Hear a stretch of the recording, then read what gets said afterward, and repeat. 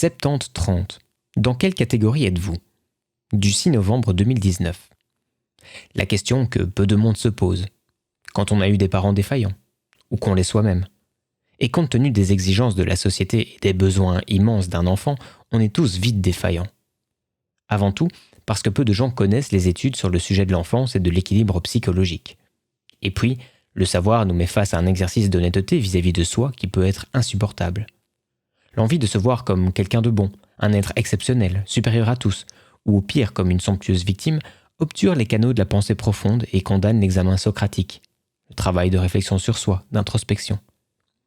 Enfin, l'ignorance, cette ignorance crasse qui conduit tant de gens à mépriser l'intelligence et à se passionner essentiellement pour des imbéciles plutôt que pour ceux qui offrent à chacun de quoi se construire, est cause du désintérêt réel de soi pour le remplacer par une compulsion narcissique niaise.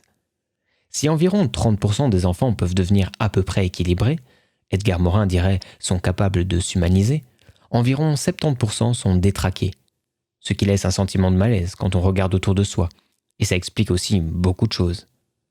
Les recherches en neurosciences, les travaux de John Bowlby sur la théorie de l'attachement nous renvoient une image désagréable et à l'opposé des fantasmes de toute puissance, d'un soi idéalisé, une image perturbante et affligeante de la société tout en nous rappelant une évidence. Une société qui va mal est faite d'individus qui vont mal.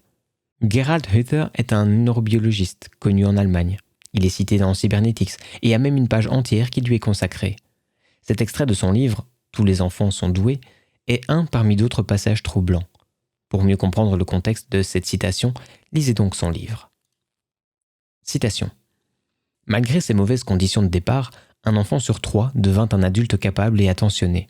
Parce qu'au moins une personne de référence, autre que son père ou sa mère, s'était tendrement occupée de lui. Lui avait offert sécurité et confiance.